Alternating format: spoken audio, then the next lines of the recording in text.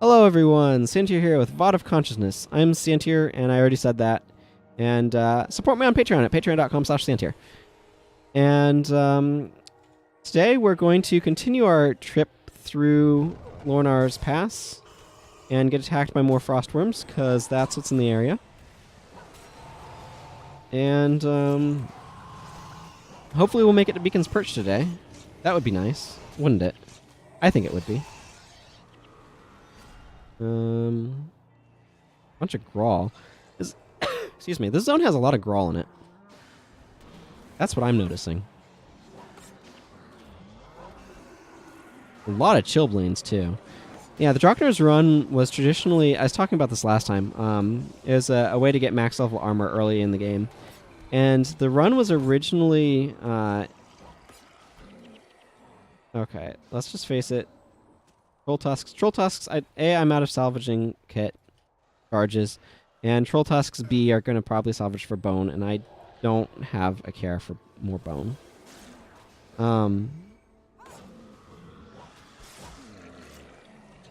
Where was I? It was VOD of Consciousness, folks. Wandering all over the place in my discourse. If you're wondering, by the way, why I'm playing in windowed mode, I explained this in the first episode. But it's because I want the ability to pop text up on the screen if I want to.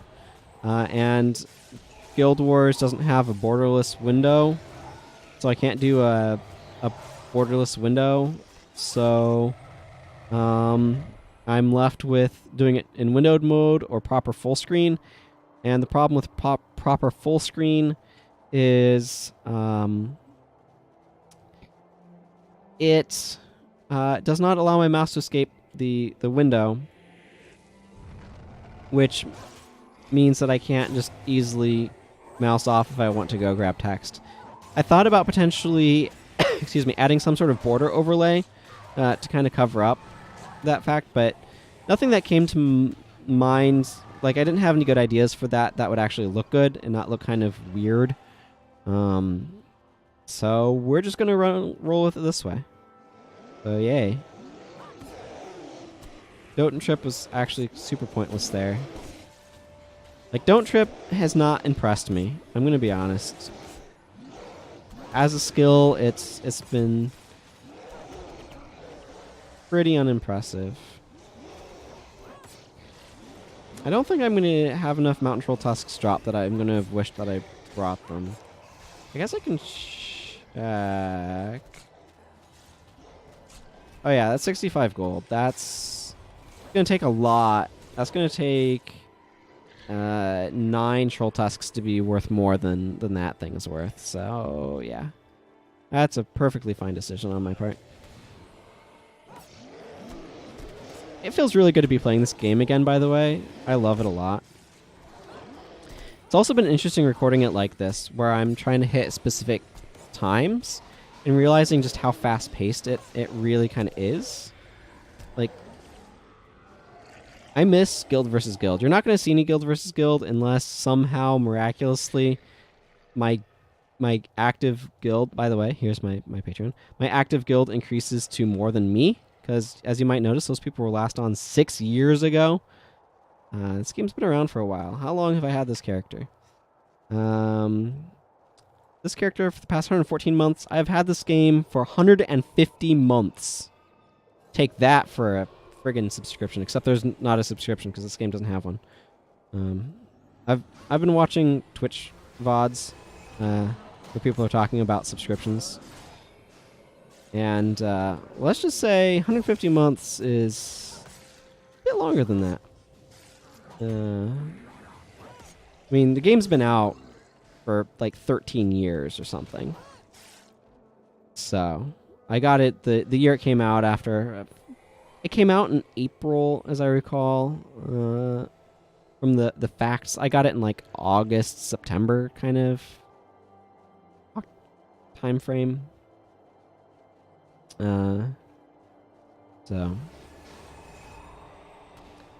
but I like this game a lot, so I'm glad that ArenaNet is continuing to run it. Don't know how many servers it takes, but it was made to be super efficient by people who are set up battle.net, and we're kind of wizards at that. So my impression is that it doesn't actually take that much. We've got to be getting close. The beacon's perch.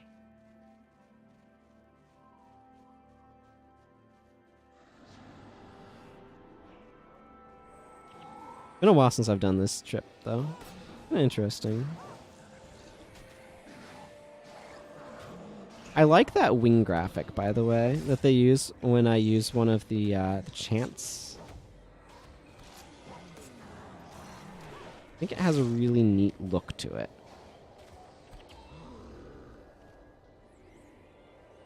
Yep, I would pick that up if I could, but I cannot, so... oh well. I'm gonna have to lose out on some drops. Is it up that way? Probably.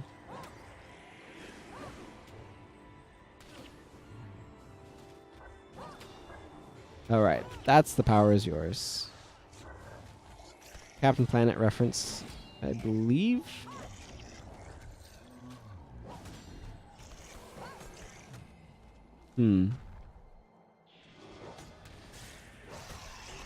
Trying to think of something interesting to talk about while I do this. It's kind of nice to chill and just fight enemies, but I'm also theoretically wanting to talk about stuff that's interesting to me. I recently, or my more recently released Rambler, I think, if I'm remembering the order of things correctly, talked about some sexuality stuff that was kind of frustrating. There's a lot, actually, with the United States and how it treats sexuality that's super frustrating to me. Nudity being treated as, like, something like R-rated. Why is nudity R-rated? Like, honestly, everybody has a naked body under their clothes.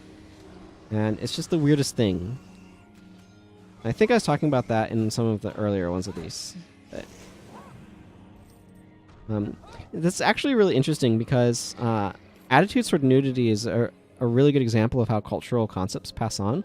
Like, parents model it for their children, and then the children pick it up based upon how the parents act and behave.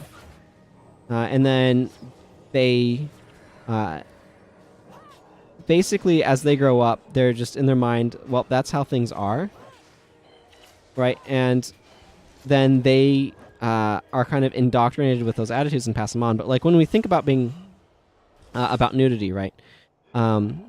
With the self being naked in front of others... we're taught that that's embarrassing and improper and indecent and all of those sorts of words for whatever reason. And yet it's expected in the locker room, etc.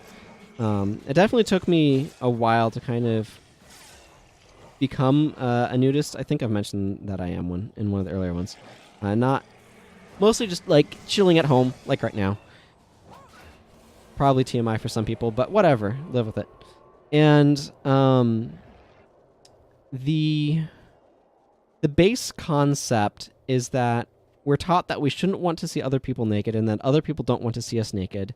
And furthermore, if they do see us naked, that it's an embarrassing insult to them somehow. And this is based upon like a bunch of things that kind of support each other. So we're basically taught that we don't want other people to see us naked, and we don't want to see other people naked, or we shouldn't want to. And that they don't want to be seen naked. And it's just like, it's these sets of like social assumptions that we've been taught to work with that may not be valid if we actually think about them for a moment. But because we're taught so young, because like young kids don't, my impression anyway, is that they're often pretty blasé about nudity, like whatever, and that as we get older, we're taught that we're supposed to care by our parents repeatedly over and over and over again, and that indoctrinates in our minds about how we handle these topics, or handle nudity. But nudity is just an example of this. There's a ton of different things that are like this. And like how the world is and operates and how society expects us to behave. And society doesn't have to expect us to behave those ways. We're just taught that it does and that we should adhere to it because that allows us to behave properly. But a lot of them are just kind of like self-perpetuating because that's what we're taught. We grow up and we believe it to be true, and so we teach it to our children. And there's no reason that for those things to be true. We're just taught that they are. And then we don't tend to question them. And if we do question them, then we get labeled all sorts of things. Perverts, renegades, outcasts, antisocial, or renegades, or whatever. All sorts of terms to say that we're not behaving properly according to what society wants. That's really kind of unfortunate. Deviance is a common phrase. But, like, society, there's certainly certain things that are important for society to do. For example, discourage murder, discourage theft. But there's a lot of stuff that's just individual expression that society has decided is bad for whatever reason. Piercings, for example. Some are considered socially acceptable and some are not. It's like, why? Why should one set be socially acceptable and one not? Okay. The problem is all of my condition removal is predicated on there being spirits around, and when there aren't any, none of the condition removal works. Which way is Beacon's Perch? I think that way, probably. Ice imps are really annoying because they use deep freeze, but I gave Olias expel hexes. Actually, I should have made him part. Well, Mirror of Disenchantment's really useful, but I could have given that effect to Daedalon. Thinking about how I could make my builds more useful. I think we're actually pretty close to Beacon's Perch, though, which is exciting. Lot of gold drops, my goodness. Oh, we're getting up there. One of the things that's important to note about gold drops is it's split evenly among everyone in your party, including heroes. So the heroes get basically a chunk of the gold that they would receive is deleted, effectively. So I don't actually get 83 gold. That's why there's builds designed to help you solo certain areas for farming purposes, because you get like 100% of the gold drop that way and stuff like that. But I don't have anything I feel like trying to. Well, you know what? I bet this air wand's worth more than 2 intricate necklace. Whoop! Stop running. Auto run on. Trying to maximize my profits from this excursion, I suppose. The reason why I think Beacon's Perch is this way is just because of the dwarven architecture up there, which would indicate a town. Been long enough since I've been through here that I legitimately do not remember.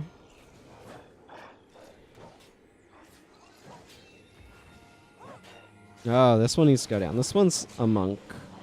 Monks are healers. But yeah, like, about cultural assumptions, for example, I was taught that the world is procedurally fair. That is, how you succeed is based upon your own hard work and stuff like that, which is not true. Your hard work certainly matters, but what opportunities you get matter. How you take advantage of those opportunities matters, and stuff like that. Like, the world is definitely not fair, and there's definitely stuff that can get in the way, but I also think it's true that there is a certain amount of distance that we can achieve through effort and discipline and applying ourselves. I don't want to say hard work, because hard work's one of those concepts that I find really nebulous. Welcome to Beacon's Perch. We're now in Beacon's Perch, everyone. Isn't that exciting? We made it! Yay! To Beacon's Perch. Now, I said last time that I wanted to... No, this is the way to do it. Dump General Morgan and put in one of the monks. I'm going to grab Talcora. Yeah, but she definitely will not need protective spirits. I'm actually going to give her vigorous spirit because that's going to be more useful in this area. That's going to be fine, but he's really not going to need expel hexes. I'm actually going to switch him. I'm going to just do a little bit of the build stuff right now. I'm going to switch him over to empathic removal just because this is super useful utility. And then what else would be useful? He's going to just spam Death Nova if he uses that.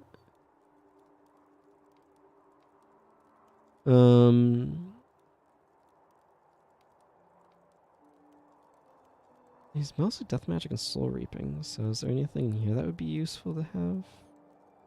Oh yeah, this one. Absolutely.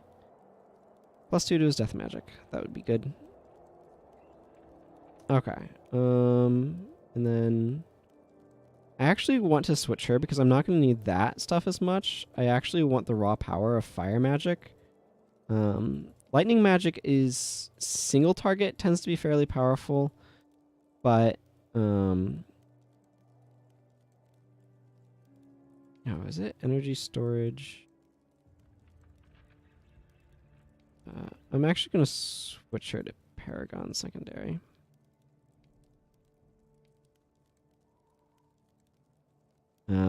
We shall return.